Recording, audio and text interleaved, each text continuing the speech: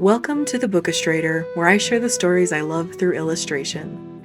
In the video I've made for you all today, we're once again diving into the world of middle grade novels. This time it won't be through the lens of fantasy, but historical fiction. I love this genre of books, and there will be plenty more of them on this channel in the future, from the 3 different age ranges of books as well. Today's story is called Journey of the Pale Bear by Susan Fletcher. She's written several other books that I love, so be on the lookout for videos about them in the future. This book deals with European politics set in the year 1252 AD. It's full of adventure, quiet moments, pirates, menagerie of animals, and moments in Norway, England, and Wales. I loved this charming little book and can't wait to tell you more about it. Our story begins in Norway with a young boy on the run. He's desperate to find a ship that will take him to Wales, the land of his dead father, in the hopes of a better future. Arthur is his name, and no, not that Arthur with Merlin and all that. We learn that he's trying to find this new path because the one at home no longer has room for him. When his father died and his mother remarried, suddenly he was cut out of any inheritance. Hungry, he walks into a tavern and steals some meat from a nearby table, but the boy it belongs to chases Arthur out into the street and, with his cronies, follows him into a shed. There they shove him between the bars of a large cage and straight into the space of a polar bear. Not really where I'd like to spend my time personally, but I don't think anyone really cared what Arthur wanted at the moment. They were more concerned with payback. When the man responsible for the bear's well-being appears, horrified and shocked that the bear hasn't hurt Arthur, he sends the other boys packing. Safe at last, Arthur agrees to join this doctor on a ship to England. The bear itself is a gift to King Henry III from the Norse king Håkon IV, a prestigious journey that will hopefully tie the two kingdoms together with a stronger bond. But there's a catch. Arthur must assist the doctor in keeping the bear alive on the voyage. He's the only person who's ever been in her cage without her attacking them, Arthur learns. So the doctor is hopeful that with Arthur's help, they can get her to England safely. Our young protagonist decides to join the crew in order to get that much closer to his eventual destination, Wales. Along the journey, Arthur experiences what is required of a large animal caretaker. It's difficult to get the bear to eat, to keep the others safe from her swiping claws, and to slowly gain her trust. And while I won't go into a lot of details as I want you to enjoy reading the story yourself if you're interested, Arthur and the bear's relationship and how it grows was definitely my favorite part of this book, which is of course why I decided to draw this illustration you're watching on screen. When I was coming up with ideas for what I wanted to draw, I thought it'd be really cool to focus on these two. One idea I drew was the two of them in a type of raider boat, very stylized on their journey to the British Isles. But I quickly abandoned that in favor of simply drawing the two of them together. I sketched these two ideas on the left with them interacting with each other, but settled on this last one instead. I liked how simple and shapy it was, and knowing how long and tall polar bears are, the silhouette really appealed to me as well. I mean, look at her. She's so stretched out. I love it. This was also my first time drawing a polar bear, other than simple little doodles. Their anatomy is very different from what I'd originally thought.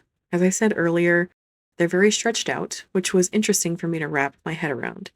If you remember my painting for the book Among the Beasts and Briars, you'll probably recall the bear I created in that illustration.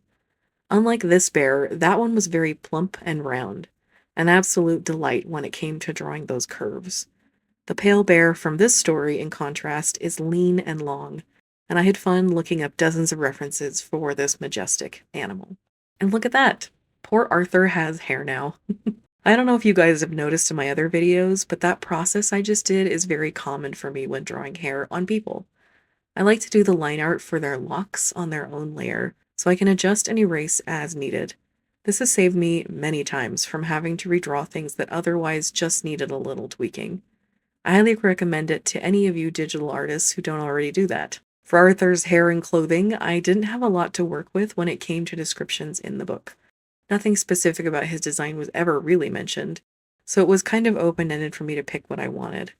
I looked up peasant clothing for young men in that region of the world and found some good references that I hope are at least somewhat accurate. Since he's poor, he's not going to be getting brightly colored clothes. I also gave him simple breeches, a tunic, a rope belt, and a poncho-type hood that seemed common to the era. Any fashion scholars or historians, please let me know how I did. And if you have reputable places online or books you'd recommend, I'd love to hear about them. A moment ago here, I erased my previous underdrawing of the bear's back legs. Her pose was kind of off to me, and I was struggling to find good images of a polar bear just sitting how I wanted. I don't know if how she's planted here is even technically possible for her to do with her muscles and bone structure, but I still like it. The trickiest part of her anatomy was definitely her paws. Making those claws not only make sense to the angle they were at, but also look attached and not pasted on there was an interesting challenge. And although there were a couple little tricky things to sort out, this was honestly probably my easiest painting I've done for the channel. My computer took pity on me and worked smoothly. The idea for the piece itself was figured out in just a few thumbnails, and the whole illustration only took a little under 5 hours to complete.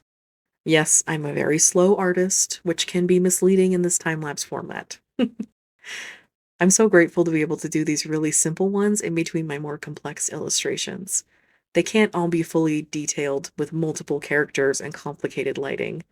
My hand and the tendinitis it has certainly couldn't pump that out every other week for this channel, even though it would be really cool to do so. On the screen now, I'm adding one of my favorite touches that I like to do in my more simple illustrations, adding texture hatching. I do this by locking down the flat colors and then adding a layer on top where I can do this scribbly texture. From there, I lock that layer down as well and change the color so that it's more subtle. But initially, I make it darker so that it's easier to see what I'm doing. It was for that same reason that I made the polar bear purple initially. I wanted to make sure I got the whole animal's flat colors in, and since she's so light on a white background, making the layer a bright purple really helped me see where I wasn't filling in all the way, or where it was sticking out outside of the line art. These are really simple tricks that I hope make sense to anyone who's interested. This isn't an art teaching channel, but I hope some of what I do can be helpful to people. We're getting really close to the end here now, so I'd like to share a few final things about this book. The Journey of a Pale Bear was the perfect short story I needed when I read it. I'm always on the lookout for lovely middle-grade historical fiction, as is one of my favorite subgenres. There's just something about the selection you can find that can be delightful, harrowing, funny, serious, and overall hopeful that I don't get from teen historical books, and certainly not from the adult ones. Middle-grade books can be dark, of course, and I genuinely really like those, but they're usually always full of hope as well. There's always a silver lining, and sometimes that's what I need in the books I read.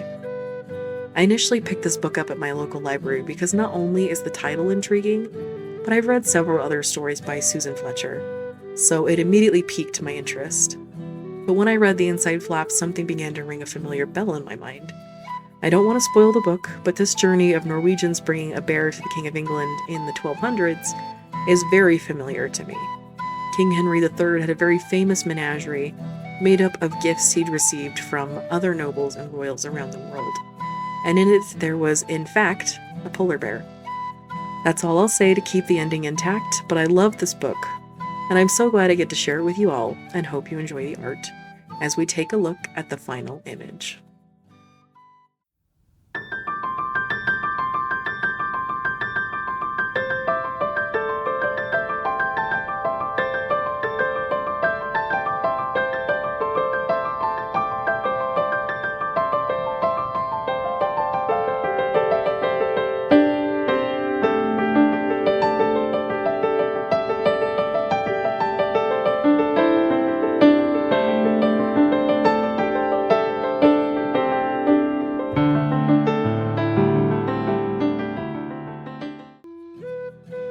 Thanks for being here this week, friends. It feels so good to get another video out to you all. Do you have any book recommendations like this, either in the same subgenre of historical middle grade fiction or about this time period?